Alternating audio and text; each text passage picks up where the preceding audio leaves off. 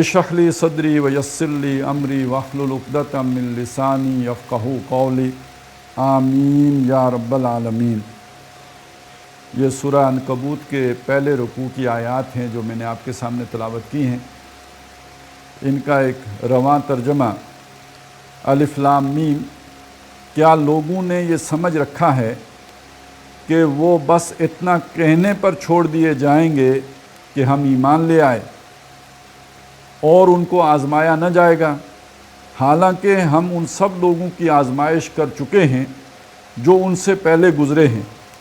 अल्लाह को तो ज़रूर ये देखना है कि सच्चे कौन हैं और झूठे कौन हैं।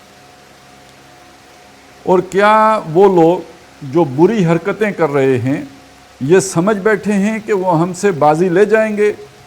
बड़ा गलत हुक्म है जो वो लगा रहे हैं। जो कोई अल्लाह से मिलने की तवक्को रखता हो उसे मालूम होना चाहिए कि अल्लाह का मुकर्रर किया हुआ वक्त आने ही वाला है और अल्लाह सब कुछ सुनता और जानता है। जो शख्स भी मुजाहिदा करेगा अपने ही भले के लिए करेगा। अल्लाह यकीनन दुनिया जहान वालों से बेनियाज है। और जो लोग ईमान लाएंगे और नेक अमाल करेंगे उनकी बुराइयां हम उनसे दूर कर देंगे और उन्हें उनके बेहतरीन अमाल की जज़ा देंगे। हमने इंसान को हदायत की कि अपने वालिदैन के साथ नेक सलूक करे, लेकिन अगर वो तुझ पर ज़ोर डालें कि तू मेरे साथ किसी ऐसे माबूद को शरीक ठहराए जिसे तू नहीं जानता तो उनकी इताअत न कर। मेरी ही तरफ तुम सबको पलट कर आना है, फिर मैं तुमको बता दूंगा कि तुम क्या करते रहे हो। और जो लोग ईमान लाए होंगे और जिन्होंने नेक अमाल किए होंगे हम उनको खताओं को हम अपने ऊपर ले लेंगे, हालांकि उनकी खताओं में से कुछ भी वो अपने ऊपर लेने वाले नहीं हैं। वो कतअन झूठ कहते हैं। हाँ, ज़रूर वो अपने बोझ भी उठाएंगे और अपने बोझों के साथ दूसरे बहुत से बोझ भी। और क़यामत के रोज़ यकीनन उनसे उन इफ्तरा परदाजियों की बाज़पुरस होगी जो वो करते रहे हैं। ये जो सूरह अनकबूत है इसका जो ज़माना नुज़ूल है ये नबी अकरम सल्लल्लाहु अलैहि वसल्लम की मक्की ज़िंदगी के इब्तिदाई 4 या 5वें साल इसका नुज़ूल हुआ है। और ये वो दौर है जब सहाबाए कराम पर जबर व सितम और जुल्म व सितम के पहाड़ तोड़े जा रहे हैं, तशद्दुद हो रहा है। ये जो हम आम तौर पे वाक़यात सुनते हैं कि हज़रत बिलाल रज़ी अल्लाह तआला अन्हु को जो है वो तपती रेत पे लिटाया गया, ऊपर कोई सिल रख दी गई, पत्थर रख दिया गया, या ये कि उनको जो है वो मक्के की जो संगलाख गलियाँ हैं उनमें घसीटा गया पाँव में रस्सी डालकर, या हज़रत खब्बाब इब्न अल-अर्थ जो हैं उनको देखते हुए अंगारों पे लिटाया गया। ये वही दौर है कि जो सीरत का बिल्कुल इब्तिदाई जो 4-5 साल हैं मक्की दौर के, उसमें ये वाक़यात बड़े तसलसल के साथ हो रहे हैं। तो ये वो दौर है कि जिसमें मुसलमानों पर तशद्दुद हो रहा है।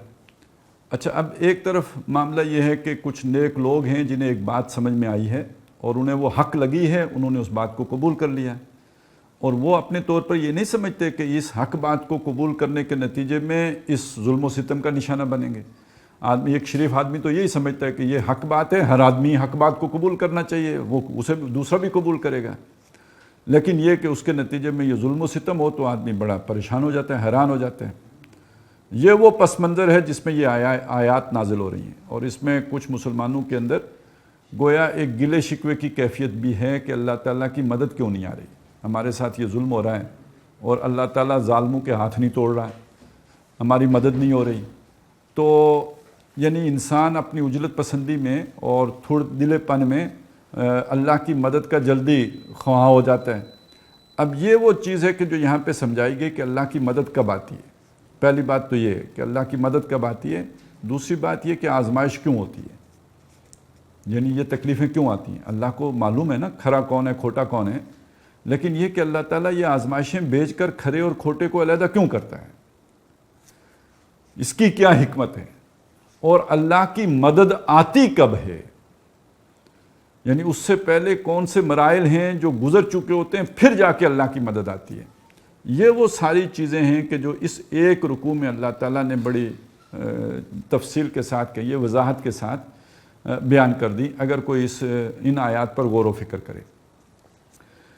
اور سب سے پہلی بات جہاں سے بات شروع کی ہے تو وہ ایک طرح کا ناراضگی کا سا انداز ہے، اس لیے کہ جب آپ کسی سے براہ راست بات نہ کر رہے ہوں تو اس میں ایک خفگی کا پہلو ہوتا ہی ہے۔ آپ کسی کا ذکر بھی صیغہ غائب میں کر رہے ہیں تو مسلمانوں کا ذکر، وہ لوگ جو ستائے جا رہے ہیں، وہ لوگ جن پر ظلم ہو رہا ہے، وہ لوگ جو تکلیفوں سے گزر رہے ہیں، ان کا ذکر بھی صیغہ غائب میں ہو رہا ہے۔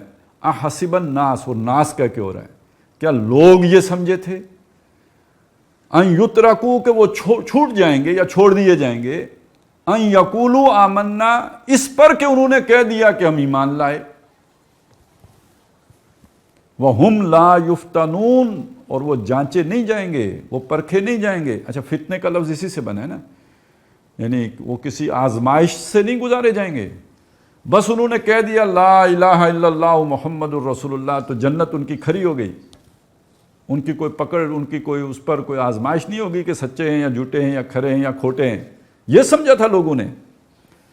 وَلَقَدْ فَتَنَّ الَّذِينَ مِن قَبْلِهِمْ، حالانکہ ہم نے جانچا، ہم نے پرکھا، ہم نے آزمایا، ہم نے امتحان میں ڈالا ان کو جو ان سے پہلے گزرے، یعنی جنہوں نے ان سے پہلے ایمان لانے کی جو سنت ادا کی، جنہوں نے ایمان لایا، تو یہ نہیں کہ ان کے کہنے پر ہم نے انہیں چھوڑ دیا ہو، نہیں، ان کی بھی آزمائش ہوئی ہے، وہ بھی جانچے گئے، وہ بھی پرکھے گئے، ان کو بھی امتحان میں ڈالا گیا ہے، ان کو ان ساری مصیبتوں سے گزرنا پڑا ہے۔ وَلَقَدْ فَتَنَّ الَّذِينَ مِن قَبْلِهِمْ، ہم نے جانچا، ہم نے پرکھا ان کو جو ان سے پہلے تھے، اور یہ کیوں کیا؟ فَلَيَعْلَمَنَّ اللَّهُ الَّذِينَ صَدَقُوا وَلَيَعْلَمَنَّ الْكَاذِبِينَ، تاکہ اللہ معلوم کر لے کہ سچے کون ہیں، صدقو سچے کون ہیں، اور اللہ معلوم کر لے کہ جھوٹے کون ہیں۔ خیر، اس میں جو نکات آ رہے ہیں سامنے ان کو سمجھ لیجئے کہ ایک تو یہ کہ اللہ کے معلوم کرنے کے حوالے سے ایک اشکال پیدا ہوتا ہے کہ اللہ کو تو سب معلوم ہے، یعنی کیا چیز ہے جو اللہ کو نہیں معلوم؟ آج کا بھی معلوم ہے، کل کا بھی معلوم ہے، قیامت کی صبح تک جو کچھ ہونا ہے وہ معلوم ہے، عالم الغیب والشہادہ ہے تو اس سے تو پوشیدہ نہیں۔ اب یہ اپنی جگہ پہ ایک اہم نکتہ ہے کہ اللہ کو سب معلوم تھا، تو یہ اللہ تعالیٰ نے اب یہ یہاں پہ اس معلوم کروانے کا مطلب کیا ہے؟ تو اس کا معنی و مفہوم یہ ہے کہ تاکہ لوگوں کو معلوم ہو جائے، اللہ کو تو معلوم ہے۔ اب اگر اللہ اپنی اس علم کی بنیاد پر فیصلہ فرمائے کہ عبداللہ ابن ابی منافق ہے اور ابو بکر صدیق جو ہیں یہ مومن صادق ہیں، تو لوگ تو بہرحال ان کو تو نہیں سمجھ آئے گی، اور ہو سکتا ہے کہ عبداللہ ابن ابی چیخے چلائے کہ نہیں، میں بھی بڑا سچا بندہ تھا۔ اور ویسے بھی جو لوگ جھوٹے ہوتے ہیں وہ زبان کے بڑے تیز ہوتے ہیں، طلاقت لسانی اور مطلب من باتوں میں منہ لینا، چاپلوسی کرنا، اور یہ کہ چکنی چپڑی باتیں کرنا، لچھے دار، تو یہی تو ان کا آرٹ ہوتا ہے، یہی تو ان کا فن ہوتا ہے۔ وَمِنَ النَّاسِ مَن يَقُولُ، وہ لوگوں میں وہ بھی ہیں، وَمِنَ النَّاسِ مَن يُعْجِبُكَ قَوْلُهُ فِي الْحَيَاةِ الدُّنْيَا، لوگوں میں ایسے بھی ہیں جن کی بات دنیا کی زندگی میں آپ کو بھاتی ہے، آپ کو بڑی دلکش، بڑی پرکشش، بڑی درست معلوم ہوتی ہے۔ وَيُشْهِدُ اللَّهَ عَلَى مَا فِي قَلْبِهِ، اور صرف مطلب منمونی باتیں ہی نہیں کرتے بلکہ جو کہہ رہے ہوتے ہیں اپنے دل کی حالت پر اللہ کو گواہ بھی بنا رہے ہوتے ہیں، یعنی میرے دل میں سچائی ہے، میرا دل کھرا ہے، میں بہت جو ہے نا وہ نیک ہوں، آپ کا بڑا مخلص ہوں، مجھے تو آپ کا جو ہے نا وہ کامیابی مطلوب ہے اور مقصود ہے۔ تو وَيُشْهِدُ اللَّهَ عَلَى مَا فِي قَلْبِهِ وَهُوَ أَلَدُّ الْخِصَامِ، حالت یہ ہوتی ہے کہ وہ شخص سب سے بڑا ضدی، سب سے بڑا جھگڑالو، سب سے بڑا مخالف ہوتا ہے، منہ سے اتنا میٹھا، اندر سے اتنا کڑوا، اور جب اکیلا ہوتا ہے وَإِذَا تَوَلَّى سَعَىٰ فِي الْأَرْضِ، وہ زمین میں بھاگ دوڑ کرتا ہے، کوشش کرتا ہے، جب یہاں سے مڑ کے جاتے ہیں نا، پاس بیٹھ کے آپ کو خوب مکھن لگا کے جاتا ہے، لیکن جب چلا جاتا ہے تو زمین میں کوشش کرتا ہے فساد کی، سَعَىٰ فِي الْأَرْضِ لِيُفْسِدَ فِيهَا، تاکہ اس میں بگاڑ پیدا کرے۔ جس تک ایمان کی دعوت پہنچ گئی ہے اس کے دل میں جا کے کوئی شک و شبے کا بیج بو دے،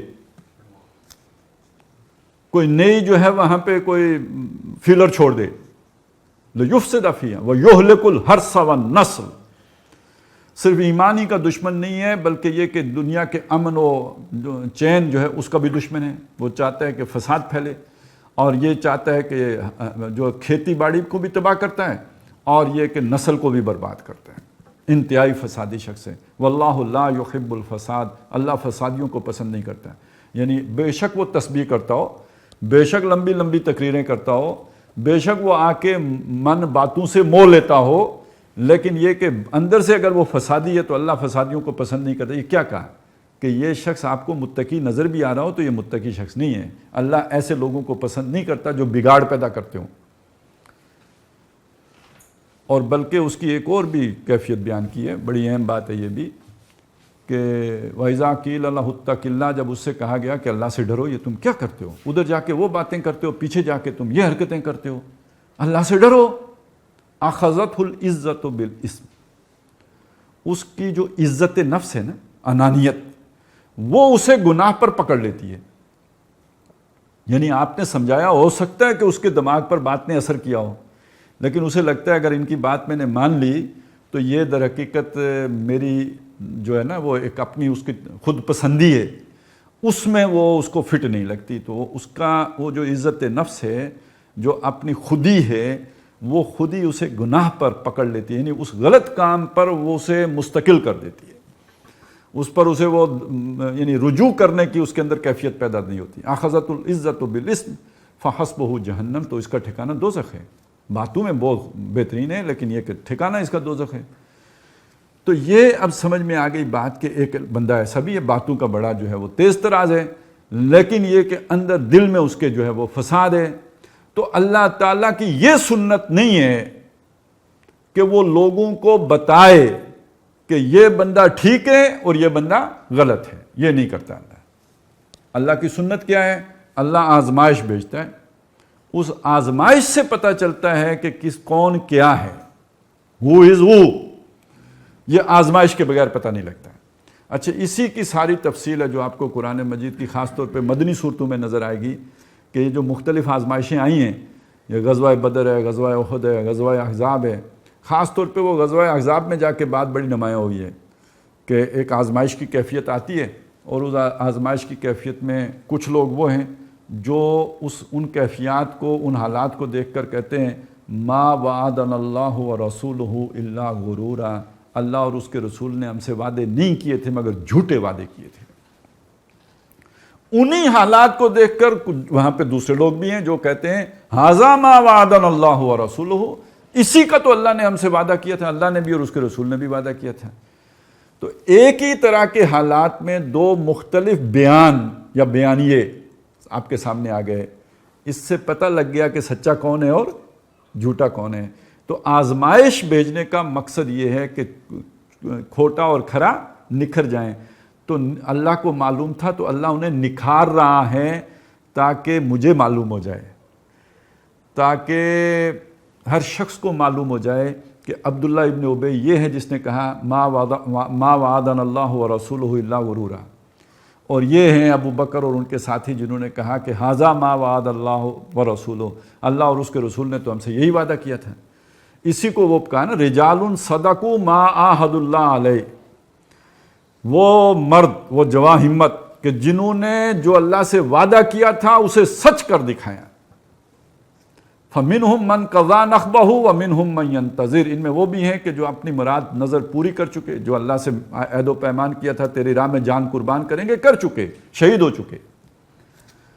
اور جو جیتے ہیں وہ منتظر ہیں کہ کب ان کی باری لگتی ہے اور وہ بھی جان آفرین کے سپرد کر دیں. یہ سچے ہیں. اور جو جان بچا رہے ہیں، جو کہتے ہیں جی مال بھی بچ جائے، جان بھی بچ جائے، ملک بھی بچ جائے، علاقہ بھی بچ جائے، قوم بھی بچ جائے، یہ منافق ہیں. تو نعرے لگانے پہ تو سب شیر ہوں گے، لیکن مشکل مرحلہ آئے گا تو پتہ لگے گا کہ کون کھڑا رہتا ہے اور کون یو ٹرن لے لیتا ہے. تو پہلی بات یہ سمجھا دی کہ یہ آزمائش کی حکمت ہے تاکہ لوگوں کو معلوم ہو جائے کھرے کھوٹے کا، اللہ کو تو پتہ ہی ہے. دوسری بات یہ سمجھ لیجئے، یہاں تو یہ بالکل ابتدا ہے نا، کیونکہ جیسے میں نے آپ کو بتایا ابتدائی دور کی بات ہے، سن 4-5 نبوی کی بات ہے. لیکن یہ کہ یہ سلسلہ یہاں رکا تو نہیں، آزمائش اور بھی آتی رہی. تو مدنی دور میں جب آزمائش بہت شدید ہو گئی، بلکہ وہ تو اجتماعی ہو گئی نا، مکی دور میں آزمائش انفرادی تھی، حضرت بلال کے ساتھ ہو رہا ہے، حضرت خباب بن الارت کے ساتھ ہو رہا ہے، لیکن اس طرح حضرت ابو بکر کے ساتھ تو نہیں ہو رہا ہے، اس طرح حضرت عمر کے ساتھ تو نہیں ہوا۔ نبی اکرم صلی اللہ علیہ وسلم کے اکا دکا واقعات ہیں، لیکن اتنے شدید تو نہیں ہیں جو حضرت بلال کے ساتھ ہو گئی۔ تو یعنی انفرادی معاملات ہو رہے ہیں، لیکن مدنی دور میں تو جماعت پر آ رہا ہے نا، پوری جماعت کے اوپر ہے۔ اسی لیے بالکل شروع میں بتا دیا تھا، استعینوا بالصبر والصلاۃ، نماز اور صبر کے ذریعے سے مدد حاصل کرو، حالات بڑے مشکل آئیں گے۔ وَلَنَبْلُوَنَّكُمْ بِشَيْءٍ مِّنَ الْخَوْفِ وَالْجُوعِ وَنَقْصٍ مِّنَ الْأَمْوَالِ وَالْأَنفُسِ وَالثَّمَرَاتِ، یہ سارے نقصانات برداشت کرنے پڑیں گے، ڈٹے رہو گے، جمے رہو گے، پھر اللہ کی مدد آئے گی۔ تو سورہ بقرہ ہی کی آیت نمبر 214 میں یعنی بالکل یہی انداز ہے، فرمایا ام حسبتم ان تدخلوا الجنہ، کیا تم نے یہ سمجھا تھا کہ جنت میں داخل ہو جاؤ گے؟ وَلَمَّا يَأْتِكُمْ مَثَلُ الَّذِينَ خَلَوْا مِن قَبْلِكُمْ، ابھی تمہارے پر وہ حالات بیتے ہی نہیں جو ان پر آئے تھے جو تم سے پہلے گزر گئے۔ یعنی اللہ کا اصول ہے نا، لن تجد لسنت اللہ تبدیلا، تم اللہ کی سنت میں کوئی تبدیلی نہیں پاؤ گے۔ تو ایمان پہلے بھی لوگ لاتے رہے نا، کوئی تم نئے نویلے مومن تو نہیں ہو۔ تو جب پہلے لوگ ایمان لاتے رہے تو اس کے بعد ہوا کیا؟ تو جو ان کے ساتھ ہوا اس کی کوئی نہ کوئی جھلکی تو تمہارے ساتھ بھی ہوگی، اور وہ ابھی تمہارے ساتھ نہیں ہوئی ہے۔ تو وہ کیا ہوتا رہا ان کے ساتھ؟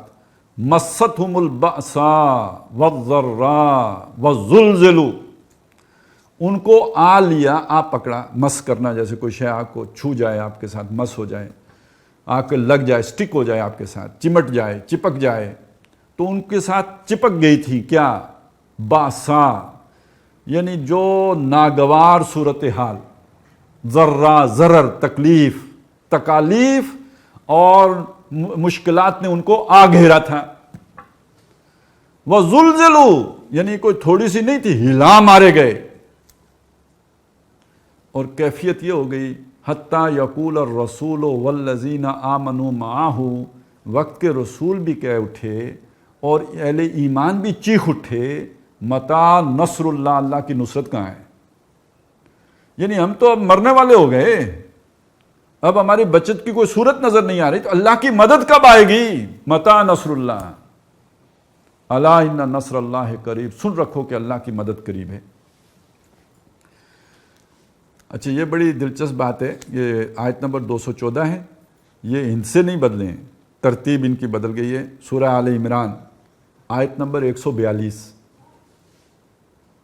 وہی 1، 2 اور 4، 214 اور وہی 1، 2، 4، 142، یعنی وہ عدد نکالیں تو وہی 7 نکلے گا۔ اس میں الفاظ یہ ہیں، جو مسلمانوں کو جو غزوہ احد کے حالات کے اوپر تبصرہ کرتے ہوئے جو کہا کہ تم نے کیا سمجھا تھا کہ تم ام حسبتم ان تدخلوا الجنہ، جنت میں چلے جاؤ گے؟ وَلَمَّا يَعْلَمِ اللَّهُ الَّذِينَ جَاهَدُوا مِنْكُمْ وَيَعْلَمَ الصَّابِرِينَ، ابھی اللہ نے تم میں سے دیکھا ہی نہیں ہے جہاد کرنے والے کون ہیں، صبر کرنے والے کون ہیں۔ یعنی ایک کیفیت یہ ہوگی نا کہ یو ٹرن لینے والے اور پھر پورے صبر کے ساتھ کھڑے ہو کر جہاد کرنے والے، یہ دو مختلف طبقے ہیں تمہارے اندر موجود ہیں۔ سچے اور کھرے کا جو فرق ہے، اور کھرے اور کھوٹے کا جو فرق ہے، تو وہ اب اسے کھولا، جسے یہاں سچا اور جھوٹا کہا تھا، وہاں اسے کہا کہ ایک وہ لوگ ہیں کہ جو صبر کرنے والے ہیں اور جہاد کرنے والے ہیں، اور دوسرے وہ لوگ ہیں کہ جو صبر اور جہاد کرنے والے نہیں ہیں بلکہ یو ٹرن لینے والے ہیں، گھر جا کے بیٹھنے والے ہیں۔ یہ چھانٹی ہونی ابھی باقی ہے۔ اچھا، اسی موقع پہ یہ بھی بتایا کہ ما کان اللہ لیذر المؤمنین علی ما انتم علیہ، اللہ ایسا نہیں ہے کہ اہل ایمان کو چھوڑ دے اس حالت پر کہ جس پر کہ تم ہو، حتی یمیز الخبیث من الطیب، جب تک کہ وہ خبیث کو طیب سے چھانٹ کر علیحدہ نہ کر دے۔ معلوم ہوا کہ ایمان لانے والوں میں بھی ایک عنصر ایسا ہوتا ہے کہ جس کو اللہ تعالیٰ کہتے ہیں یہ خبیث ہیں، اور ایمان والوں میں گڈمڈ ہیں کیونکہ کلمہ گو ہیں، انہوں نے کہا ہوا ہے کہ اشہد ان لا الہ الا اللہ۔ تو اللہ ایسا نہیں ہے کہ ایمان والوں کو اسی حالت پر رہنا دے جب تک کہ ان میں سے چھانٹی کر کے ان طیب میں سے خبیث کو نکال کر علیحدہ نہ کر دے۔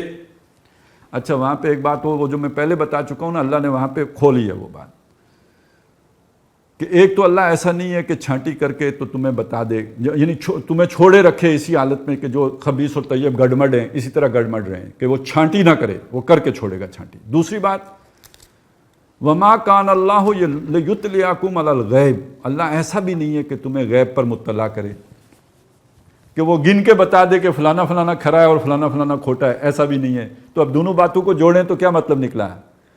اللہ نے دکھا کے چھوڑنا ہے خبیث کون ہے طیب کون ہے، لیکن اللہ تعالیٰ وحی کے ذریعے سے نہیں بتائے گا کہ خبیث کون ہے طیب کون ہے، تو کیسے بتائے گا؟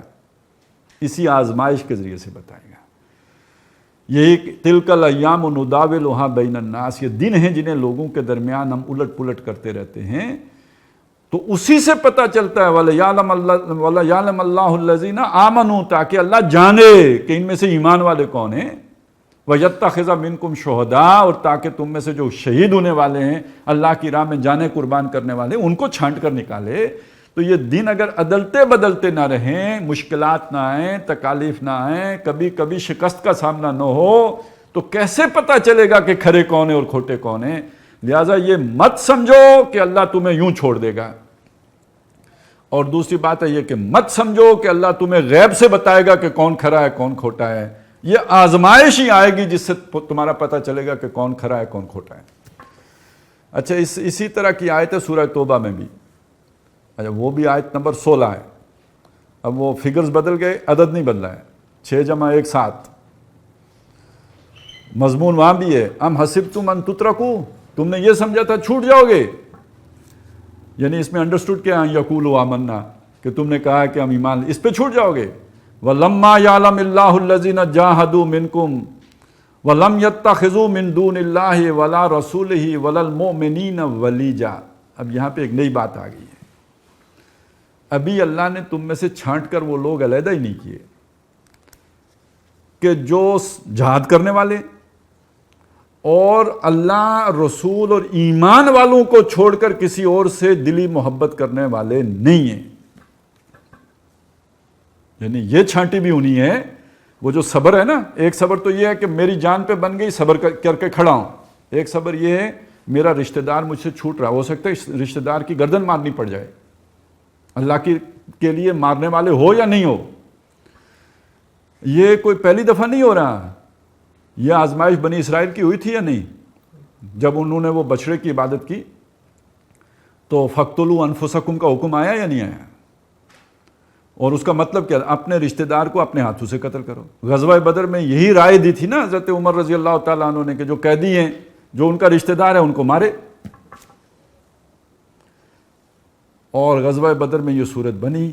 وہ بعد میں جب وہ ایمان لے آئے حضرت ابوبکر صدیق کے بیٹے، تو انہوں نے کہا ابا جی آپ غزوہ بدر میں میری تلوار کی زد میں آ گئے تھے، میں نے بروقت پہچان لیا تو میں نے تلوار روک لی۔ تو حضرت ابوبکر نے جواب دیا بیٹا تم کفر کے لیے لڑ رہے تھے، تم نے تلوار روک لی، خدا کی قسم اگر میری تلوار کی زد میں آئے ہوتے میں کبھی نہ روکتا۔ اور یہ بات ذہن میں رکھیں کہ بیٹے جو ہوتے ہیں نا، اولاد، وہ ذرا تھوڑے وہ زیادہ بے نیاز ہوتی ہے ماں باپ کے بارے میں۔ ماں باپ اولاد کے بارے میں ایسی بے نیازی کا معاملہ نہیں کر سکتے، ان کے تو جگر کے ٹوٹے ہوتے ہیں۔ اب ایمان کا ایک تقاضا یہ بھی ہے۔ تو بات میرا خیال ہے بالکل واضح ہو گئی ہے کہ ایمان لانے کے بعد آزمائش اس سے مفر نہیں ہے۔ اچھا اب ایک مسئلہ یہ ہے کہ ہم دعا کرتے ہیں اللہ آزمائش سے بچانا،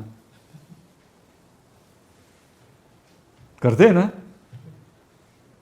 تو اس کا مطلب کہ آزمائش مانگنی نہیں چاہیے، ٹھیک ہے نا، آزمائش مانگنی نہیں چاہیے، لیکن یہ کہ اللہ تعالیٰ سے یعنی یہ استقامت کی دعا تو ضرور کرنی چاہیے۔ اور دوسری بات یہ سمجھ لیجئے جو خاص طور پر اہم ترین ہے، یہ آزمائشیں آتی کب ہیں؟ آزمائشیں اس طرح کی شدید آزمائشیں کب آتی ہیں؟ جب اللہ تعالیٰ نے دنیا میں آپ سے کوئی کام نہ لینا ہو تو کوئی آزمائش نہیں آتی۔ جب اللہ نے دنیا میں آپ کو اٹھانا نہ ہو، کوئی مقام نہ دینا ہو، کوئی لیا جائے گا تجھ سے کام دنیا کی امامت کا، یہ اگر پیش نظر نہ ہو تو اللہ تعالیٰ آزمائش نہیں بھیجتا. آزمائش تبھی آتی ہے کہ جب اللہ تعالیٰ آپ کو کوئی اونچا مقام اس پر فائدہ، وہ جو آتا ہے نا تندی باد مخالف سے نہ گھبرائے وہ کہا، یہ تو چلتی ہے تجھے اونچا اڑانے کے لیے. تو یہ آزمائش کا دور جو ہے، یہ آزمائش کا دور در حقیقت یوں سمجھیے کہ آنے والے اچھے دنوں کی نوید ہوتا ہے. جیسے بارش سے پہلے ٹھنڈی ہوا آتی ہے، یوں سمجھ لیجئے کہ کامیابی سے پہلے آزمائشیں آتی ہیں. ان مع العسر یسرا. تو ایک تو یہ اس میں خوشخبری کا پہلو ذہن میں رہے، اس سے مایوس ہونے کی بات نہیں ہوتی. بتا رہی ہے ظلمت شب کہ صبح نزدیک آ رہی ہے. رات جب بہت زیادہ تاریک ہو جائے تو یہ در حقیقت سحر کی نوید لے کے آ رہی ہوتی ہے. اور اسی میں ایک بات اور سمجھ لیجئے کہ یہ سحر سے مراد کیا، یہاں آگے آ جائے گا اللہ کی مدد. جیسے وہ سورہ بقرہ میں بھی آیا تھا، اللہ کی مدد نہیں آئی. بھائی ہم تو کمزور ہیں، اللہ کی مدد کب آئے گی؟ اور یہ ذہن میں رکھیں، جو اہل ایمان ہوتے ہیں وہ اللہ کی مدد کے بغیر کامیاب ہو ہی نہیں سکتے. کیوں؟ دعوت و تبلیغ کے نتیجے میں کبھی بھی کسی بھی معاشرے کی اکثریت بدلی نہیں. اہل ایمان ہمیشہ اقلیت میں ہوتے ہیں، اور اس وقت تک جو بھی وسائل ہوتے ہیں، جو طاقت ہوتی ہے، وہ ساری کی ساری اہل کفر کے پاس ہوتی ہے، اہل باطل کے پاس ہوتی ہے، اہل ایمان کے پاس تو نہیں ہوتی. یہ بے دست و پا ہوتے ہیں، یا یوں کہہ لیجئے نہتے ہوتے ہیں. ہاتھ پاؤں تو ہوتے ہیں لیکن یہ کہ نہتے ہوتے ہیں، ان کے پاس تو وسائل نہیں ہوتے. اور قرآن مجید نے یہ بات مختلف یعنی ماضی کے حوالوں سے بھی بیان کی ہے، اور حضور صلی اللہ علیہ وسلم کی سیرت میں تو ہمارے سامنے آتی ہے نا. غزوہ بدر کی صورتحال آپ کے سامنے ہے. قرآن مجید نے سورہ بقرہ میں طالوت و جالوت کے قصے میں بھی بیان کیے کہ جب وہ نکل کے آئے سامنے، پہلے تو انہوں نے کہا لا طاقت لنا اليوم علی جالوت و جنودہ، آج ہمارے پاس جالوت اور اس کے لشکر کے مقابلے میں تو طاقت ہے ہی نہیں، سرے سے نہیں. لا طاقت لنا، وہ جیسے لا الہ کہتے ہیں ہم، کوئی معبود نہیں، کوئی طاقت نہیں، ہم مقابلہ کر ہی نہیں سکتے. اب جو ابتدا ہے اس کا اتنا کیل کانٹے سے لیس لشکر، یہ چند لوگ مٹھی بھر اور جو ہے نہتے، مقابلہ کیا ہوگا؟ تو وہاں بھی جو ایمان والے تھے انہوں نے کیا کہا؟ وَقَالَ الَّذِينَ ظَنُّوا أَنَّهُمْ مُلَاقُو اللَّهِ، کہ جن کا یقین تھا کہ اللہ سے ملنا ہے، انہوں نے کہا کم من فئۃ قلیلۃ غلبت فئۃ کثیرۃ بإذن اللہ. کتنی بار تاریخ میں ایسا ہوا، چھوٹے چھوٹے مٹھی بھر گروہوں نے بڑی کثیر تعداد کے گروہوں کو الٹ دیا، شکست دے دی بإذن اللہ، اللہ کے اذن سے. اور اللہ تعالیٰ صبر کرنے والوں کے ساتھ، جو ڈٹ گئے، جو کھڑے رہے، جنہوں نے آزمائش میں جی نہیں ہارا، ان کے ساتھ ہے اللہ. اور پھر اللہ تعالیٰ نے ان کو مدد آ گئی، اللہ نے ان کو فتح دے دی. اور حضرت داؤد علیہ السلام کہیں اچانک کہیں، وہ لشکر کا تو حصہ تھے ہی نہیں، مدد کس صورت میں آئی؟ حضرت داؤد علیہ السلام کی صورت میں آئی. اور انہوں نے آ کے وہ گوپیہ کی مدد سے ایک جو ہے وہ پتھر چھوڑا جس نے طالوت کا قصہ تمام کر دیا. تو فَهَزَمُوهُمْ بِإِذْنِ اللَّهِ، اللہ کے حکم سے انہوں نے ان کو شکست دے دی. تو اللہ کے حکم، اللہ کے اذن کے بغیر تو فتح نہیں. اسباب کی سطح پر آپ مقابلہ باطل کا کر ہی نہیں سکتے، باطل غالب ہے، آپ مغلوب ہیں، آپ کمزور ہیں.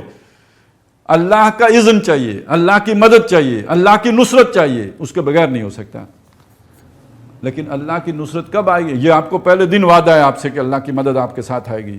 اسی لیے جب مشکلات آتی ہیں وہ کہتے ہیں متى نصر اللہ، اللہ کی مدد کا جو وعدہ تھا وہ کہاں ہے؟ اسی لیے جب وہ صورت غزوہ احزاب والی بن گئی جس میں نظر آیا کہ اب تو ہم رفع حاجت کے لیے باہر نہیں جا سکتے، تو انہوں نے کہا وہ نصرت کا وعدہ جھوٹا تھا، ما وعدنا اللہ ورسولہ الا غرورا. تو اللہ کی نصرت سے پہلے یہ آزمائش آتی ہے تاکہ کھرا اور کھوٹا جانچا جائے، پرکھا جائے، خبیث و طیب علیحدہ ہو جائے. اور جب طیب باقی رہ جاتا ہے، چھانٹی ہو چکی ہوتی ہے، معلوم ہو چکا ہوتا ہے کہ یہ کھرے لوگ ہیں، سچے لوگ ہیں، اب اللہ کی مدد آتی ہے، اللہ تعالیٰ غلبہ دیتا ہے، اس سے پہلے نہیں آتی. جو اصل سبق ہے جو سمجھانے کا وہ یہ ہے کہ اللہ کی مدد اس وقت آتی ہے کہ جب اللہ تعالیٰ کھرے اور کھوٹے کو چھانٹ چکا ہوتا ہے. اللہ کی مدد اس وقت آتی ہے کہ جب سچے اور جھوٹے علیحدہ علیحدہ ہو چکے ہوتے ہیں. اللہ کی مدد اس وقت آتی ہے جب خبیث کو طیب سے نکال کر علیحدہ کیا جا چکا ہوتا ہے. اور یہ آزمائشیں اس لیے آتی ہیں، اور یہ تب آتی ہیں کہ جب اللہ تعالیٰ نے آپ کو دنیا کے منصب امامت پر فائز کرنا ہو، تب یہ جو ہے آزمائش آ کے چھانٹی کر کے جو کھڑے ہوتے ہیں ان کی پھر اللہ مدد فرما کر ان کو اقتدار عطا کرتا ہے۔ سورہ عنکبوت میں سورہ محمد میں صلی اللہ علیہ وسلم اس کی ایک اور حکمت بھی بیان کی گئی ہے کہ اگر اللہ تعالیٰ اس چھانٹی کے بغیر تمہیں اقتدار دے دے، یعنی اس آزمائش کے بغیر اگر مسلمانوں کی مدد کر دے اور اقتدار دے دے تو اس کا ایک نقصان ہوگا۔ فرمایا فَهَلْ عَصَيْتُمْ إِن تَوَلَّيْتُمْ أَن تُفْسِدُوا فِي الْأَرْضِ وَتُقَطِّعُوا أَرْحَامَكُمْ، اس بات کا ڈر نہیں ہے، اندیشہ نہیں کہ اللہ تمہیں مدد دے دے، تمہیں اقتدار دے دے، تمہیں حکومت دے دے تو تم بھی زمین میں فساد مچاؤ اور تم رحمی رشتے قطع کرو۔ طاقت آ جائے اور طاقت آنے کے اور پہلے وہ تربیت نہ گزری ہو تو پھر طاقت کا بھی تو ایک نشہ ہوتا ہے نا، بندے کا دماغ خراب ہو جاتا ہے۔ لہٰذا اس سے پہلے آزمائش کر کے تو جن کے دماغ درست کرنے ہوتے ہیں ان کو درست کر دیتا ہے، اور جو دنیا کی کوئی جن کے اندر کوئی ہوتی ہے خواہش، کوئی مرض، ان کو چھانٹ کے علیحدہ کر دیتا ہے۔ اب ان لوگوں کی اللہ مدد فرماتا ہے کہ جو سارے کام اللہ کی رضا کے لیے کر رہے ہوتے ہیں۔ اگر ان کے چہرے پہ کسی نے تھوک دیا ہو نا اور وہ بالکل اسے قتل کرنے کے قریب ہوں، جو حضرت علی رضی اللہ تعالیٰ عنہ کا واقعات ہے، تو وہ کہتے ہیں پہلے میں تمہیں اللہ کی رضا کے لیے قتل کر رہا تھا، اب میرا ذاتی انتقام بھی بیچ میں شامل ہو گیا، اب میں تمہیں چھوڑ دیتا ہوں، یعنی ہر کام اب صرف اللہ کی رضا کے لیے کر رہے ہوں۔ ایسے لوگوں کو پہلے اللہ چھانٹ کے علیحدہ کرتا ہے، پھر ان کی مدد کرتا ہے، تاکہ ان کے پاس جب اقتدار آئے تو اقتدار کی طاقت میں اندھے ہو کر وہ کوئی غلط کام نہ کریں، وہ صرف اللہ ہی کے احکام کو نافذ کرنے والے بنے، اپنی مرضی چلانے والے نہ بنے کہ دین بدنام ہو جائے۔ تو یہ سمجھ لیجئے۔ اچھا، اس میں ہمارے لیے بہت سی جو ہے نا آج کل کے جو اشکالات ہیں ان کا حل بھی ہے۔ آپ کو پتہ ہے ہمارے ہاں انتہائی وہ بہت ہی مخلص، بہت جوشیلے، بڑے قربانی دینے والے کچھ لوگ ہیں حزب التحریر سے متعلق، وہ نصرت مانگتے ہیں کس سے؟ فوجیوں سے، کہ وہ نصرت دیں گے اقتدار مل جائے گا۔ قرآن مجید صاف دو ٹوک کہتا ہے کہ نصرت اللہ کے سوا کسی سے نہیں ملتی۔ وَمَن نَصْرُ إِلَّا مِنْ عِنْدِ اللَّهِ، نہیں ہے نصرت مگر یہ کہ اللہ کے پاس سے ملتی ہے۔ اور آپ اگر یہ طے کرو گے کہ فلاں سے نصرت ملے تو یہ تو غیر اللہ سے نصرت کی بات ہو گئی ہے۔ یہ بڑا خطرناک بات ہے، بہت خطرناک بات ہے۔ ایک نبی کا واقعہ آتا ہے نا کہ ان کے پیچھے ان کی قوم لگی ہوئی تھی، مارنے کے در پہ تھی، وہ نکلے، دوڑے، آگے کوئی درخت نظر آیا، اس سے کہا کہ مجھے پناہ دو، اس نے پناہ دے دی، وہ کھلا، وہ اس کے اندر چلے گئے، درخت بند ہو گیا، لیکن ان کے کپڑے کا کوئی ایک حصہ جو ہے نا وہ باہر رہ گیا۔ قوم آئی، آگے پیچھے ڈھونڈا، آخر وہ کپڑا انہیں نظر آ گیا، وہ سمجھ گئے اس کے اندر ہے، آرا لے کے چیرنا شروع کر دیا درمیان سے۔ انہیں جب نظر آیا کہ یہ ہو رہا ہے تو اب اللہ سے مدد مانگی، اللہ نے کہا نہیں، اب آپ نے ادھر ہی چرنا ہے۔ اللہ بہت غیرت مند ہے، آپ اللہ سے ہٹ کر کسی سے مدد نہیں مانگ سکتے۔ واقعہ آتے ہیں نا حضرت ابراہیم علیہ السلام جب آگ میں ڈالے جا رہے تھے تو ان کے پاس جبریل آئے تو انہوں نے کہا نہیں، بس اللہ کے سپورٹ، اور جبریل سے مدد نہیں مانگی انہوں نے۔ اسی طرح کا معاملہ ہے نبی صلی اللہ علیہ وسلم کی زندگی میں بھی۔ آپ دیکھیں نا کہ جب مسلمانوں کو اپنی کثرت پہ ناز ہوا، وَيَوْمَ حُنَيْنٍ إِذْ أَعْجَبَتْكُمْ كَثْرَتُكُمْ، اور حنین کا دن جب تمہیں اپنی کثرت پہ ناز ہو گیا تو زمین اپنی تمام تر وسعتوں کے باوجود تم پر تنگ ہو گئی۔ معلوم ہوا کہ اہل ایمان کو ہر وقت امید کس سے رکھنی ہے؟ اللہ سے رکھنی ہے، مدد اس سے آنی ہے۔ اب وہ مدد کسی نہ کسی سبب سے کرے گا، اس میں کوئی شک نہیں ہے کہ دنیا میں اللہ تعالیٰ کے جو بھی فیصلے ہیں وہ نافذ اسباب کی سطح پہ ہوتے ہیں۔ اس کے لیے وہ داؤد علیہ السلام کو اچانک بھیج دیتا ہے، وہ اوس و خزرج کے سرداروں کے دلوں میں جو ہے وہ تبدیلی پیدا کر دیتا ہے، یا فوج کے جرنلوں کے سینے بدل دیتا ہے۔ یہ تمام مخلوق کے دل اس کے دو انگلیوں کے درمیان ہے، وہ جدھر چاہے ادھر موڑ دے، ادھر پھیر دے، یہ وہ کرے گا۔ آپ کسی سے کیسے توقع لگا سکتے ہیں؟ آپ نے توقع اللہ سے لگانی ہے، آپ اس کے مخلص بن کے رہیں، اور اس دوران جو مشکلات، جو مصائب، جو تکالیف آتی ہیں وہ سہیں، جھیلیں، برداشت کریں، اپنی ورتھ پروو کریں، اپنے آپ کو اس نصرت کا حقدار ثابت کریں، کھڑے رہیں، ڈٹے رہیں، استقامت کا مظاہرہ کریں۔ تو یہ دائیں بائیں جو ہے یہ تو مطلب میں نے وہ ایک تو واقعہ آپ کو وہ والا سنا دیا، اور بھی بہت سے جو ہیں اس یعنی وہ غزوہ حنین کا سنا دیا. اور اپنی اگر پلاننگ سے آپ صلی اللہ علیہ وسلم نے کچھ قدم اٹھایا بھی ہے نا تو وہ طائف جانے کا اٹھایا، اور پھر جو بھی ہوا ہے وہ آپ کے سامنے. اور وہاں پہ جب آپ نکلے وہاں سے اور اس کے بعد اللہ تعالیٰ سے جو دعا کیے، اللہم اشکو الیک ضعف قوتی و قلت حیلتی و ہوانی علی الناس، اور اس میں آگے جا کے یہ الفاظ بھی آتے ہیں، اے اللہ اگر میرے اوپر تیرا غضب نہیں ہے نا تو مجھے کوئی پرواہ نہیں ہے. تو کچھ تو تاثر تھا نا کہ جس پر یہ بات ہوئی ہے. اور یہ آزمائش کہاں تک آتی ہے؟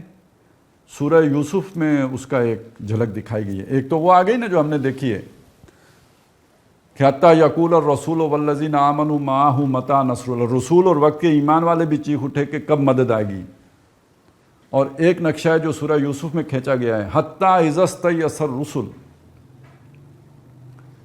یہاں تک کہ جب رسول مایوس ہو گئے، وظنوا انہم قد کذبوا، اور انہیں گمان ہونے لگا کہ ان کے ساتھ جو کہا گیا تھا وہ جھوٹ تھا.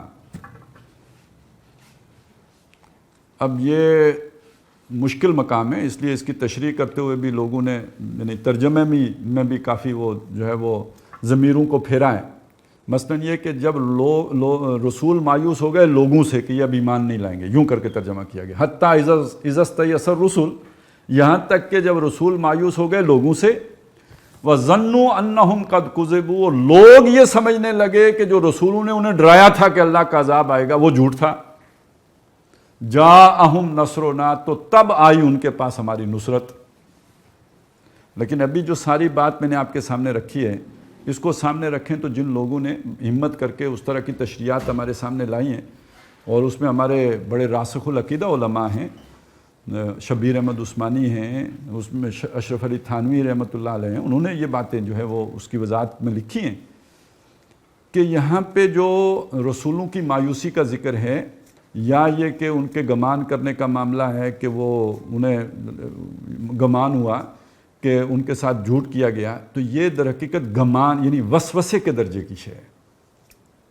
یہ نہیں کہ انہوں نے زبانوں سے یہ بات کہی یا اس پر ان کا دل جو ہے وہ ٹھک گیا کہ ایسا ہی ہے، نہ، ایک وسوسہ ان کو بھی آ گیا کہ یہ جو اللہ نے ہم سے نصرت کے اور مدد کے وعدے کیے تھے، حالات تو یہ ہو گئے. ان مایوس کن حالات میں گویا ایک دفعہ تو ان کا دل بھی ڈوب گیا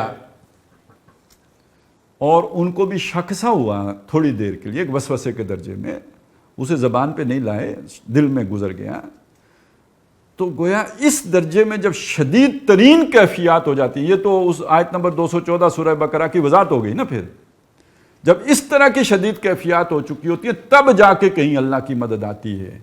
یہ نہیں ہوتا کہ ادھر آپ نے کام شروع کیا اور اگلے دن جناب مرد مومن صاحب کی مدد شروع ہو گئی، نہ.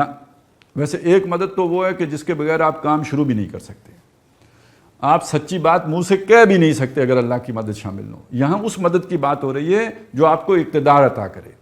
یہاں اس مدد کی بات ہو رہی ہے کہ جس کے بعد دین غالب ہو جائے. یہاں اس مدد کی بات ہو رہی ہے کہ آپ کو منصب امامت پر فائز کر دیا جائے. اس مدد کی بات ہو رہی ہے. وہ اس وقت آئے گی جب اتنی مشکلات سے آپ گزر چکے ہوں. فیصلہ کن مدد، جب کفر کا کلا کما ہو جائے، جاء الحق و زہق الباطل کی صورت ہو جائے، یہ تب آئے گی. یہ بات سمجھانے کے بعد یعنی اس میں ظاہر ہے جو وہاں پہ ایک روایت میں بھی الفاظ آتے ہیں نا کہ جب حضور صلی اللہ علیہ وسلم کے سامنے کچھ لوگوں نے آ کے شکایت لگائی کہ اللہ کی مدد کب آئے گی. اب آپ چشم تصور سے دیکھیں نا کہ ایک آدمی کی جو ہے نا پیٹھ جل گئی ہے انگاروں سے، اور اس نے آ کے اگر حضور کو دکھائی کہ حضور دیکھیے میرا کیا حال ہو گیا ہے، اللہ کی مدد کب آئے گی، تو یہ بات جو ہے وہ سمجھ میں آنے والی تو ہے نا. لیکن یہ کہ نبی صلی اللہ علیہ وسلم بھی اس بات پر خوش نہیں ہوئے، ناراض ہوئے، خفگی کا اظہار کیا. اور آپ نے بتایا کہ دیکھو تم سے پہلے جو لوگ گزرے ہیں نا ان کے ساتھ اس سے زیادہ مشکل حالات پیش آئے ہیں. ان میں سے کوئی وہ ہوتا تھا کہ جسے زمین میں آدھا گاڑ کے اور آرے سے اس کا جسم 2 حصوں میں تک جو ہے وہ کاٹ دیتے تھے، اور وہ بھی ہوتے تھے کہ لوہے کے کنگنوں سے ان کی ہڈیوں کے اوپر سے سارا گوشت نوچ لیتے تھے، لیکن انہوں نے صبر کیا. اور تم جلدی کر رہے ہو، وہی جلد بازی، جلدی مدد آ جائے، کب آئے گی اللہ کی مدد، تو تم جلدی کر رہے ہو۔ نبی صلی اللہ علیہ وسلم بھی ناراض ہوئے اور اللہ تعالیٰ نے بھی ناراضگی والے انداز میں اظہار خیال کیا۔ اس کے بعد اب ذرا تھوڑا سا روئے سخن بدلا ہے ان لوگوں کی طرف جو ظلم کر رہے تھے، ان لوگوں کی طرف جو دیکھتے انگاروں پہ لٹا رہے تھے، ان لوگوں کی طرف جو تپتی ریت پہ لٹا کے اوپر سل رکھ رہے تھے، یا یہ کہ سنگلاخ گلیوں میں گھسیٹ رہے تھے، اب ان کی طرف روئے سخن ہوا ہے اور ان کو گویا ڈانٹا گیا کہ ام حسب الذین یعملون السیئات، وہ لوگ جو برائیاں کر رہے ہیں، اور یہاں برائیوں سے مطلب یہ نہیں کہ وہ کوئی ذاتی حیثیت میں برائیاں کر رہے ہیں، جو ہمارے ان ایمان والے افراد کے اوپر ظلم کر رہے ہیں، جو انہیں ستا رہے ہیں، جو انہیں اذیتیں دے رہے ہیں، وہ کیا یہ سمجھتے ہیں ان یسبقونا، کہ وہ ہم سے دوڑ کے نکل جائیں گے، یعنی وہ جب ہم انہیں پکڑنے آئیں گے تو ہماری پکڑ میں نہیں آئیں گے، بھاگ جائیں گے ہمارے سے۔ ساء ما یحکمون، بہت برا ہے جو وہ سوچ رہے ہیں، یعنی وہ ہماری گرفت سے بچ نہیں سکتے۔ اب یہ اس کی ایک دوسری حکمت بیان ہو گئی کہ ہم کہتے ہیں نا جی کہ اللہ تعالیٰ بڑا مہربان ہے، بڑا رحیم ہے، بڑا شفیق ہے، تو یہ جو آزمائش جن لوگوں کے ذریعے سے آئی ہے، انہوں نے اللہ کے بندوں پر ظلم اتنا کیا ہے کہ اب اللہ تعالیٰ ان کو ہدایت نہیں دے گا، اب اللہ تعالیٰ ان کو آخرت میں ان کو رحم کی نظر سے نہیں دیکھے گا، کیونکہ ان پر رحم کرنے کا مطلب جن پر انہوں نے ظلم کیا ہے ان کے ساتھ زیادتی کرنا ہو جائے گا۔ تو انہوں نے کیا یہ سمجھا ہے کہ اللہ تعالیٰ کی پکڑ سے بھاگ جائیں گے؟ بہت برا فیصلہ ہے جو وہ کر رہے ہیں۔ اب پھر جو ستائے جا رہے ہیں، جن پر ظلم ہو رہے ہیں، جو تکالیف سے گزر رہے ہیں، ان کی طرف اللہ تعالیٰ نے کلام فرمایا، من کان یرجو لقاء اللہ، جو کوئی امید رکھتا ہے اللہ سے ملاقات کرنے کی، فإن اجل اللہ لآت، تو بے شک اللہ کا وعدہ آنے والا ہے۔ مطلب کیا ہوا ہے؟ آپ نے یہ انگاروں پہ لیٹنا کس کی خوشنودی حاصل کرنے کے لیے قبول کیا ہے؟ آپ نے یہ اپنے جسم کے اوپر یہ ماریں کس کی خاطر صحیح ہیں؟ اللہ کی خاطر کی ہے نا، تو اس سے آپ نے ملنا ہے یا نہیں ملنا ہے؟ اس کے سامنے جا کے کھڑا ہونا ہے یا نہیں ہونا ہے؟ تو یہ جو تکلیفیں آپ کو پہنچی ہیں یہ اس کو دکھانے کی ہیں، یہ لوگوں میں آؤ فغاں کرنے کے لیے نہیں ہے، یہ لوگوں کے آگے شور شرابہ اور جزا فضا کرنے کے لیے نہیں ہے، یہ جس کے لیے کیا ہے اسے سب معلوم ہے، اور اس نے آپ کے لیے اس کی تلافی کا پورا سامان کر کے رکھا ہے۔ آپ نے اس کے لیے یہ تکلیفیں جھیلی ہیں، برداشت کی ہیں، اس کا پورا ازالہ کر کے وہ آپ کو خوش کر دے گا۔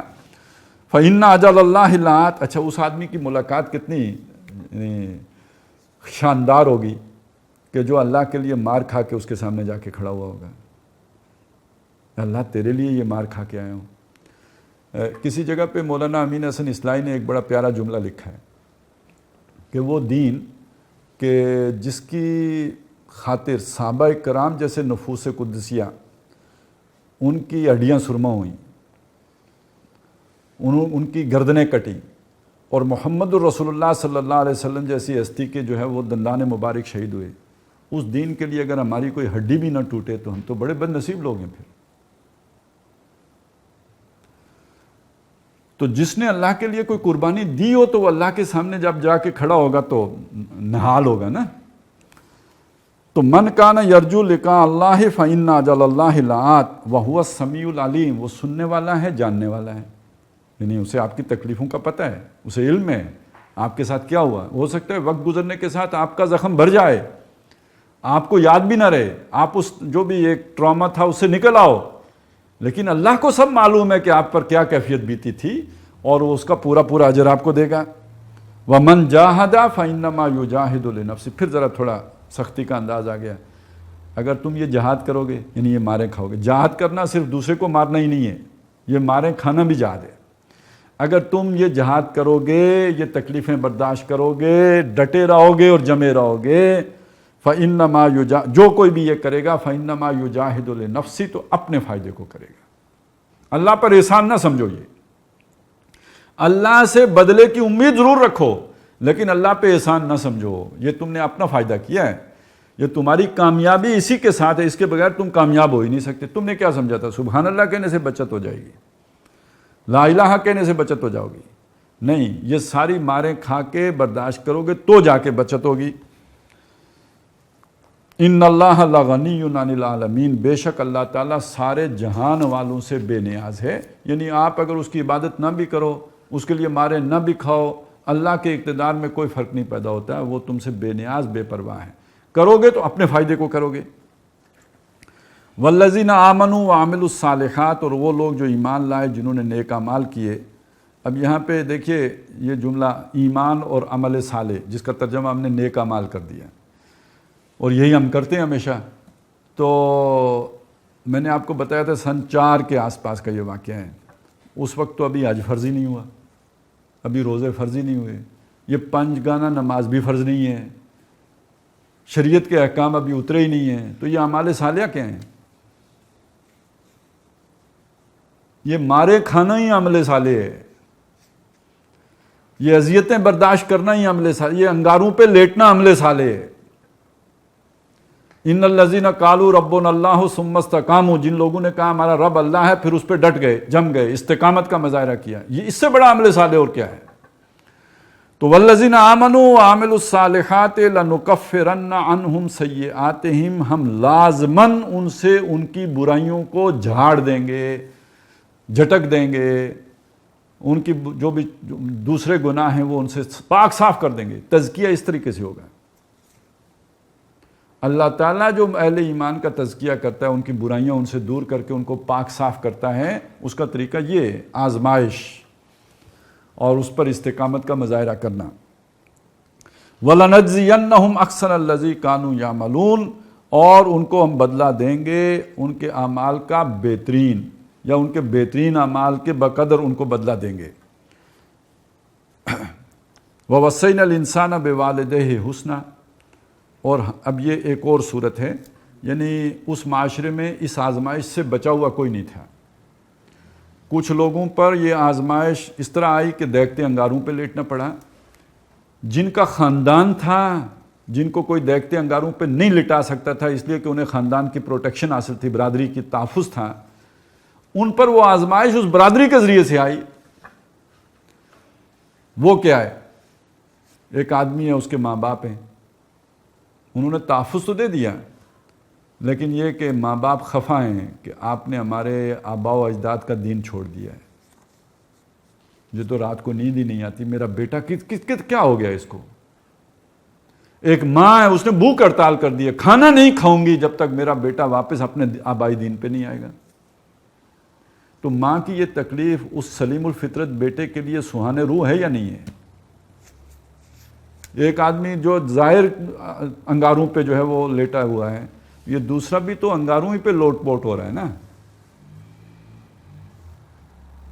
ان کے ماں باپ کی تکلیف انہیں دیکھنی پڑ رہی ہے، انہیں پتہ ہے ہمارے ماں باپ ہمارے اس فیصلے سے ناراض ہیں۔ اور ایک بندہ وہ ہوتا ہے جو ڈھیٹ، اسے پرواہ ہی نہیں ہے، نہ ماں باپ کی پرواہ ہے نہ کسی اور کی پرواہ ہے، لیکن یہ تو نیک لوگ ہیں نا، ان کو تو ماں باپ کی پرواہ ہے۔ ان کو اب سمجھایا کہ وَوَصَّيْنَا، ہم نے یہ وصیت، یہ جو تمہیں ماں باپ کے احساس ہے، یہ تمہارے دلوں میں احساس ہم نے پیدا کیا ہے، ماں باپ کے بارے میں حسن سلوک کا کہ وصیت ہم نے کی انسان کو۔ لیکن ایک بات یاد رکھو، اب یہ محبت کی، ان پر وہ نفرت کی آزمائش آ رہی تھی، تم پر یہ محبت کی آزمائش آ رہی ہے۔ ان پر وہ ظلم اور انداز میں ہو رہا ہے، تمہاری آزمائش ذرا دوسرے طریقے سے ہو رہی ہے۔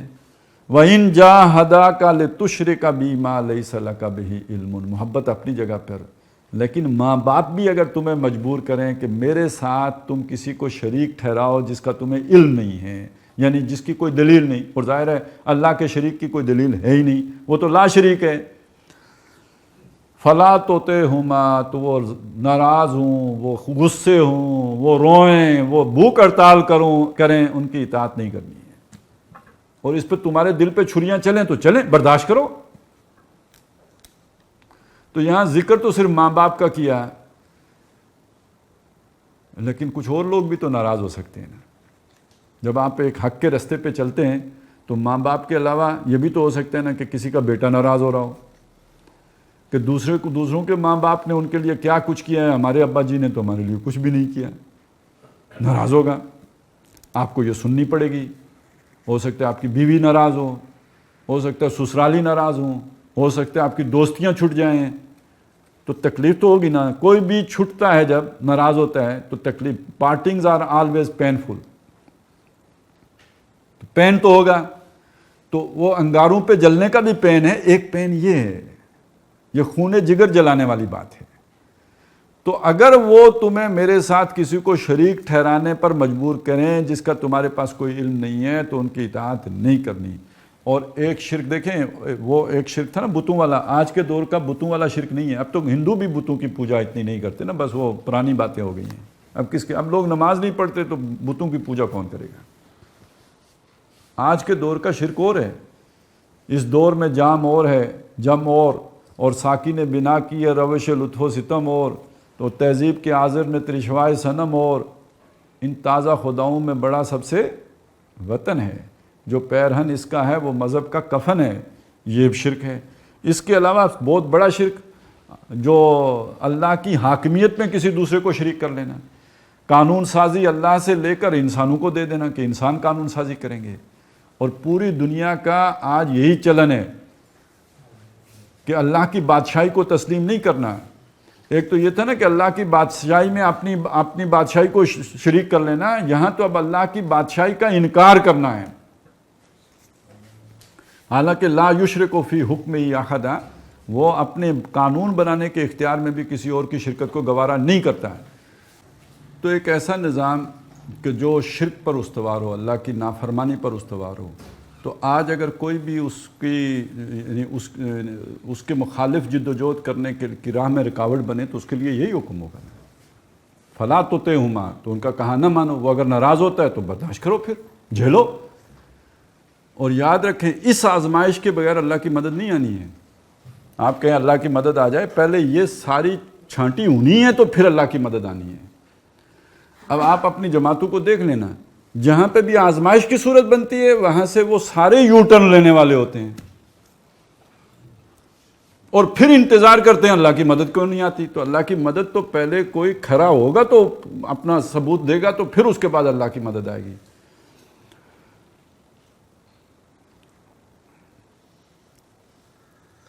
الیہ مرجعکم, میری ہی طرف تمہارا مرجع لوٹ کے آنا ہے.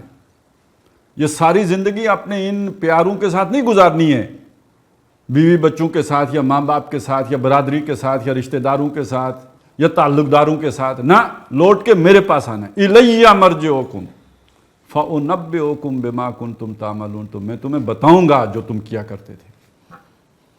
تو ایک آزمائش وہ ہے, آپ دشمن کے ہتھے چڑھ گئے, آپ کو غائب کر دیا گیا, آپ کو طرح طرح کی اذیتوں سے گزارا گیا, سونے نہیں دیا گیا, تکلیفیں دی گئیں, ہڈیاں توڑی گئیں, ڈرل مشین کر کے سوراخ کر دیے گئے.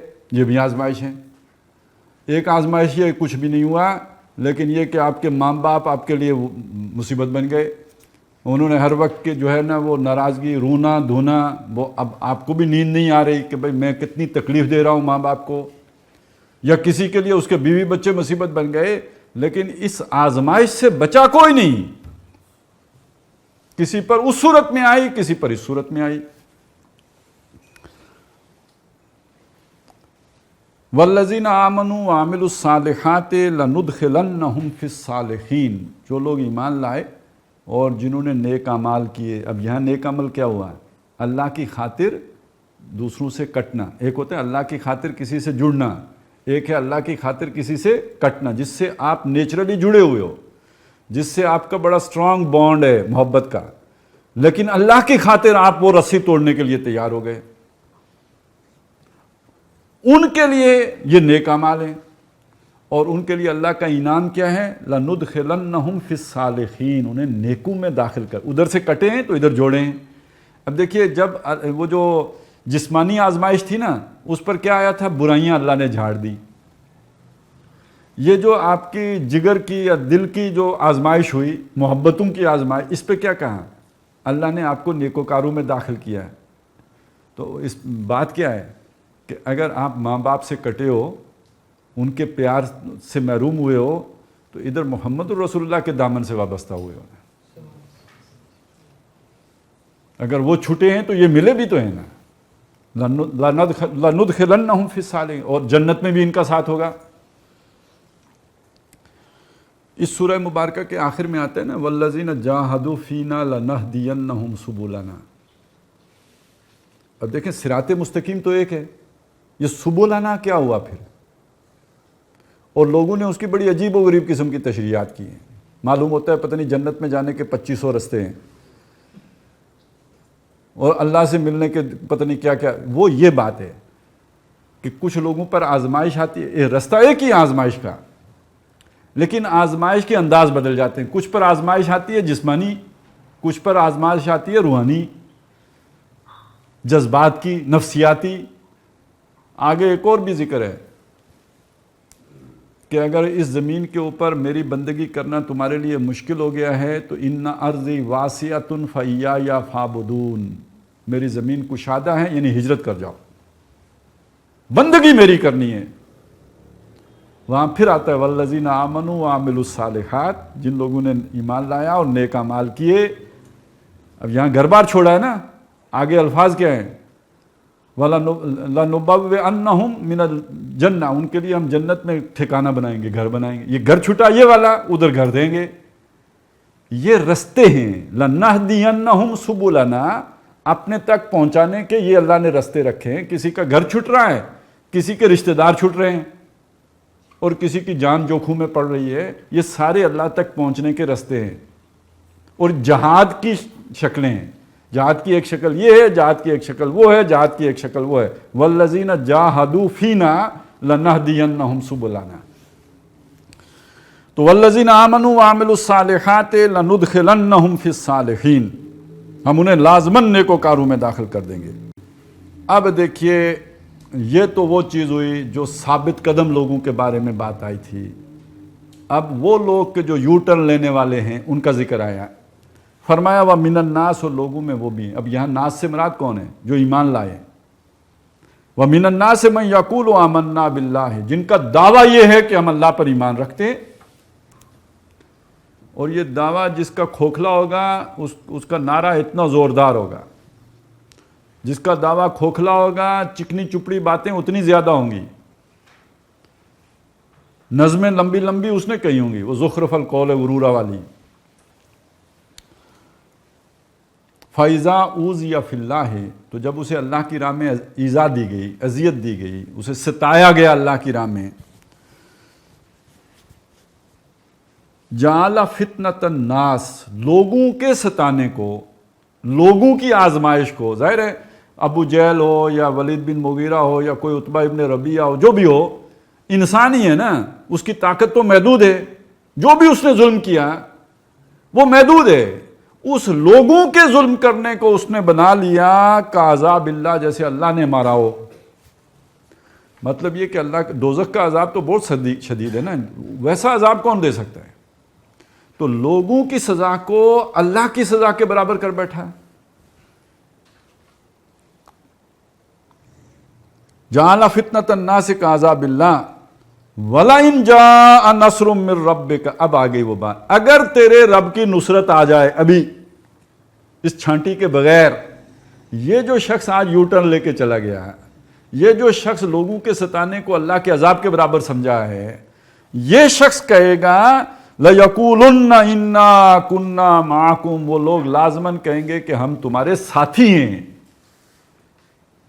تو اس کا مطلب یہ ہے کہ اس نعمت سے، نصرت کی نعمت سے وہ بھی ہمکنار ہونا چاہیں گے. یہ اللہ کی سنت نہیں ہے. پہلے اللہ انہیں چھانٹ کر علیحدہ کرے گا، پھر اللہ تعالیٰ مدد دے گا. چھانٹی سے پہلے اللہ مدد نہیں دیتا، نہیں دیتا، نہیں دیتا. اور یہ بات آخری دور کے بارے میں بھی آئی ہے کہ اتنی آزمائشیں آئیں گی، مشکلات آئیں گی، مصیبتیں آئیں گی کہ دو خیمے بن جائیں گے. ایک خیمہ ہوگا جس میں ایمان کے سوا کچھ نہیں، کوئی منافق اس خیمے میں نہیں ہوگا.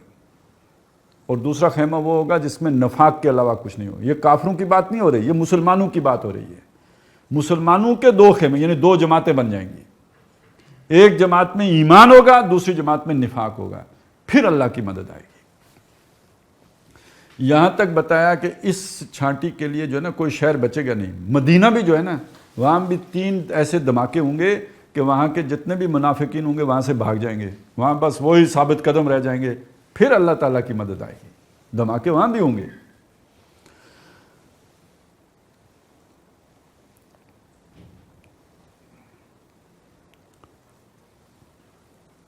اولیس اللہ بعالم بما فی صدور العالمین، تو کیا اللہ کو معلوم نہیں ہے کہ جہان والوں کے دلوں میں کیا ہے؟ اللہ کو معلوم ہے، یہ سارا کام اللہ لوگوں کو دکھانے کے لیے کر رہا ہے۔ اچھا، اس طرح کی آیات سے بعض لوگوں نے بڑے غلط قسم کے معنی بھی نکالے۔ پرانے وقتوں میں تو ان سے ہمارے کوئی غرض نہیں، ہمارے آج کے دور میں بھی لوگ ایسی باتیں کرتے ہیں۔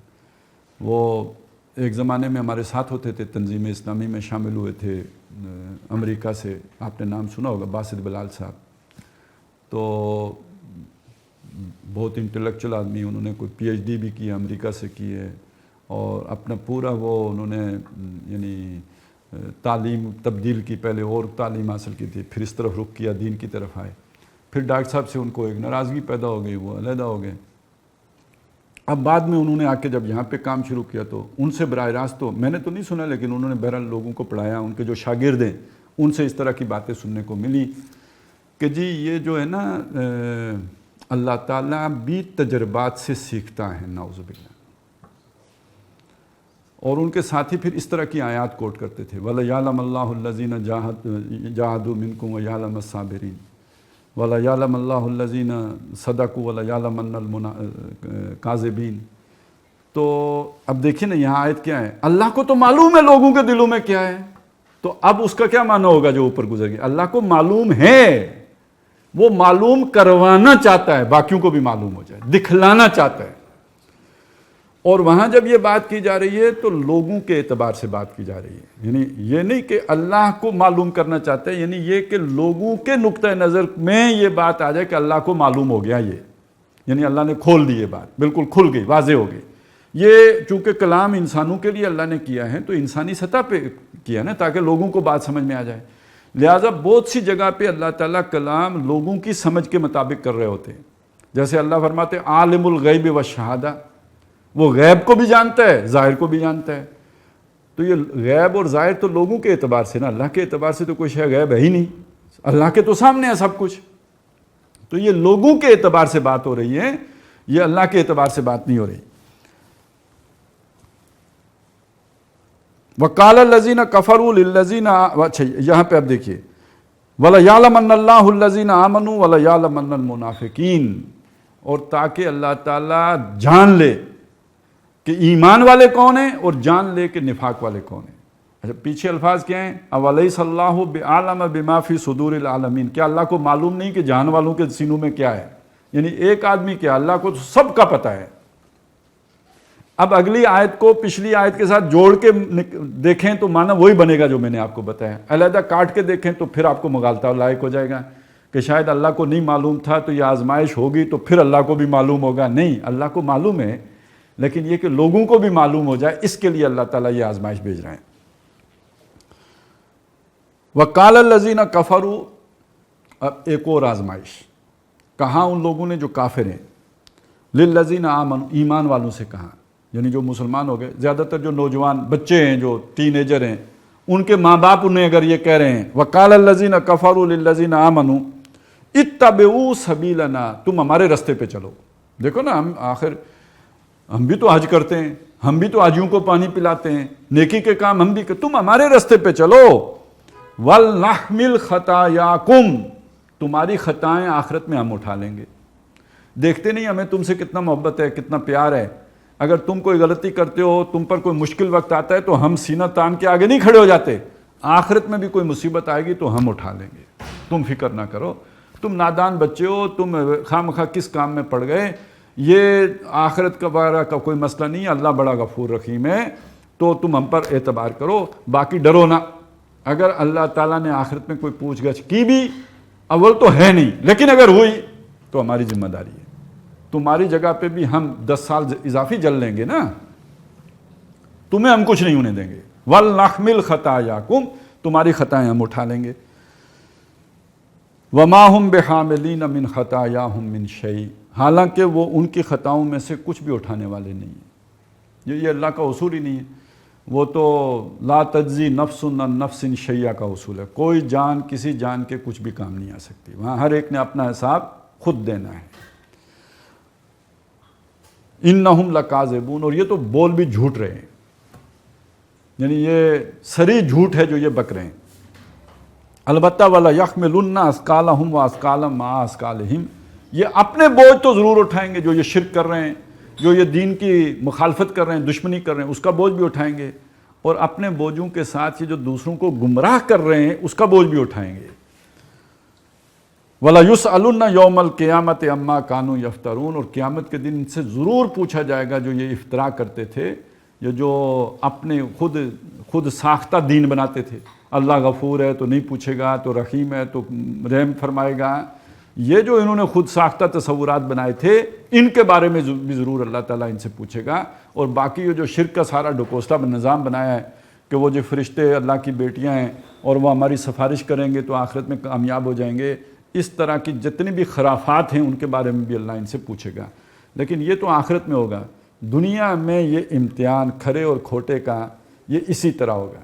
اچھا، یہ اس بات کو اللہ تعالیٰ نے کئی اسالیب میں سمجھایا ہے۔ مثلا اللہ نے یہ بتایا کہ وَلَوْ شَاءَ اللَّهُ، اگر اللہ تعالیٰ چاہتا لَهَدَاهُمْ اجمعین، سارے لوگوں کو ہدایت دے دیتا، سب ہی ہدایت پر ہوتے، لیکن اللہ ایسا نہیں کرتا۔ سورہ انعام میں یہ بتایا وَكَذَلِكَ جَعَلْنَا لِكُلِّ نَبِيٍّ عَدُوًّا شَيَاطِينَ الْجِنِّ وَالْإِنسِ، ہم نے تمام نبیوں کے مقابلے میں ان کے دشمن کھڑے کیے جنوں اور انسانوں میں سے۔ سورہ بقرہ میں جو تیسرا پارہ شروع ہوتا ہے وہاں بتایا کہ اگر اللہ تعالیٰ چاہتا تو وَلَوْ شَاءَ اللَّهُ مَا اقْتَتَلَ الَّذِينَ مِن بَعْدِهِمْ، جب نبی آئے، رسول آئے، انہوں نے لوگوں کو ہدایت دے دی، كَانَ النَّاسُ أُمَّةً وَاحِدَةً، لوگ ایک ہی امت تھے، تو وہ اسی پر قائم رہتے، یہ گمراہ ہی نہ ہوتے،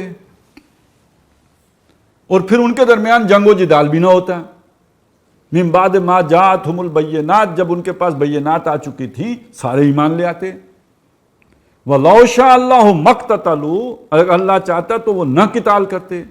تو وہ پہلے آتا ہے کہ وَلَٰكِنِ اخْتَلَفُوا فَمِنْهُمْ مَنْ آمَنَ وَمِنْهُمْ مَنْ كَفَرَ، لیکن انہوں نے اختلاف کیا، کوئی ایمان لائے کوئی کافر رہے۔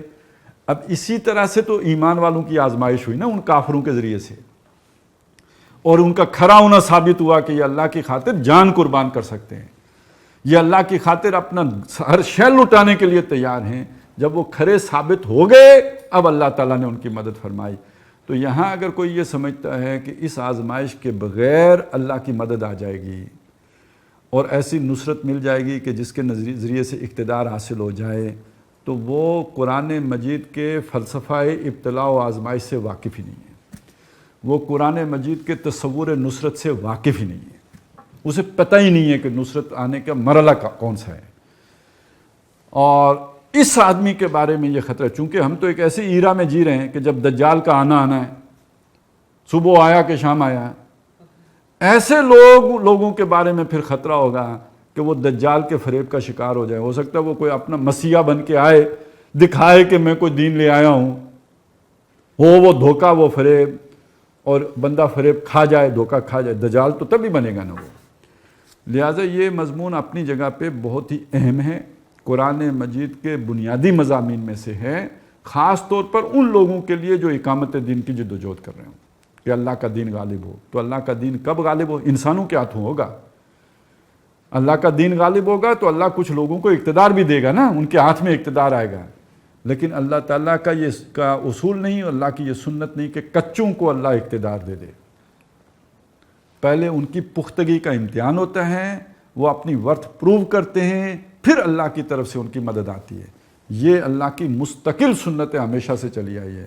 وَلَقَدْ فَتَنَّ الَّذِينَ مِن قَبْلِهِمْ فَلَيَعْلَمَنَّ اللَّهُ الَّذِينَ صَدَقُوا وَلَيَعْلَمَنَّ الْكَاذِبِينَ۔